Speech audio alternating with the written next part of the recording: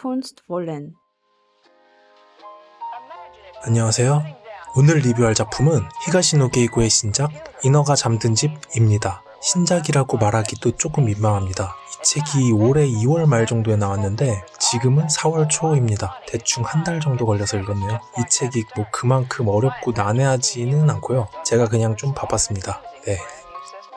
그리고 이 책은 우리나라의 번역이 늦어진 것이고 일본에서는 2015년 작가 데뷔 30주년을 기념하여 발표된 작품이라고 합니다. 작년에는 일본에서 영화화되기도 하였습니다.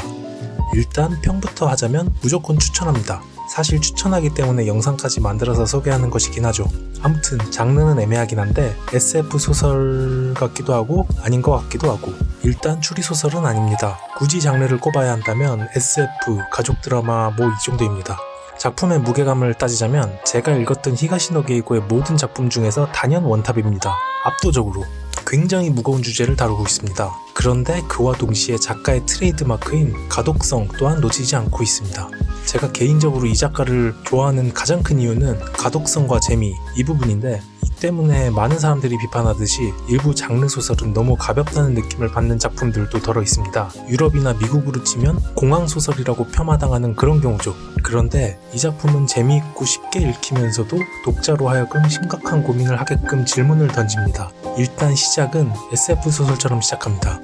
뇌사 상태에 빠진 아이를 살리기 위해 아버지 가즈마사라는 인물은 뇌의료 뭐 이런 연구회사 대표인데 아직까지 인간의 미지의 영역인 뇌의 영역을 파고듭니다. 오래 버티지 못할 것이라는 의사의 판단과는 다르게 연구는 하나둘 성과를 보게 되고 상태는 점차 호전됩니다. 그리고 과학의 힘을 빌려 아이는 인공호흡기를 떼어내고 퇴원까지 합니다. 그리고 편히 잠들어 있는 모습으로 지내게 됩니다. 부모는 아이가 언젠가는 깨어나게 될 것이라는 희망을 갖고 돌보게 됩니다. 그리고 동시에 끊임없는 연구를 계속해서 하게 되죠. 결말은 작품에서 확인하시기 바랍니다. 뭐 이렇게만 얘기하면 그냥 SF 소설 감동 드라마 뭐 이런 얘기일 것 같은데 사실 그렇진 않죠. 작가는 작중에서 질문을 계속 던집니다. 첫째, 뇌사 상태는 살아있는 상태인가? 물론 뇌사 판정의 기준은 국가별로 다릅니다. 뭐 사실 그런 디테일이 중요한 것은 아닌 것 같고 뇌, 죽을 사, 죽음이라는 단어는 제도적 편의에 의한 형식적인 단어이다 라고 작중에서 이야기하는데 이는 뇌에 대한 완벽한 연구가 현실 세계에서는 아직 이루어지지 않은 단계이기 때문에 뇌가 죽었다고 확신할 수 없는 상태에서 의사들은 뇌사 판정을 하게 되는 이런 아이러니가 발생합니다. 본인들도 그 맹점을 인지하고 있기 때문인지 형식적인 단어라는 표현을 사용하게 됩니다. 그들의 이러한 행위가 책임 회피라는 오명을 벗게끔 도와줄 수 있는 것은 그간의 통계입니다. 뇌사 상태에서 깨어난 사람은 한 명도 없었다. 그런데 반면에 아이의 부모는 그 뇌사라는 단어가 죽음을 의미하지 않는다고 받아들일 수도 있습니다. 아닐 수도 있고요. 뇌사 진단을 받아들인다면 뇌사 판정 테스트를 하게 되는 것이고 받아들이지 않으면 연명치료를 받게 됩니다. 그들은 짧은 시간에 갑작스레 닥쳐든 혼란 속에서 이 어려운 선택을 해야만 합니다. 그리고 만약 뇌사 판정을 받도록 진행이 된다면 또 이 시점에서 아이의 장기 기증 여부에 대해 선택을 해야 합니다. 가혹하게도 말이죠. 한편 장기 이식 수술을 받는다면 건강을 되찾을 수 있는 아이가 있습니다. 빨리 이식을 받지 않으면 아이는 생명을 잃게 될 수도 있습니다. 그렇기 때문에 그의 부모는 아이의 장기 이식 수술을 기다립니다. 누군가가 장기 이식을 해주기를 기다립니다. 누군가가 뇌사 상태에 빠지기를 기다립니다.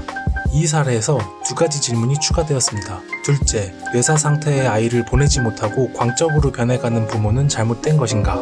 셋째, 내 아이 대신 다른 아이가 죽기를 바라는 부모가 잘못된 것인가?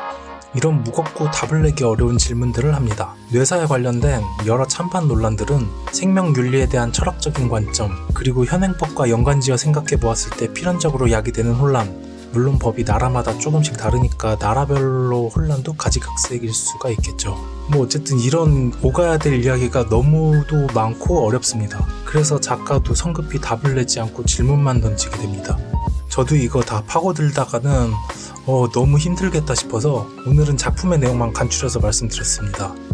생각할 거리는 많고 주제는 무겁기는 한데 작품 자체는 일단 너무 재미있고 기억에도 오래 남을 것 같습니다. 그리고 스포가 될지는 모르겠는데 에필로그까지 감동적인 작품은 처음인 것 같습니다. 네, 오늘 리뷰는 여기까지입니다. 다음 영상에서 다시 찾아뵙겠습니다. 감사합니다. San Francisco Examiner. These editors are programming today's copy of the paper into that same Ohio computer. When the telephone connection between these two terminals is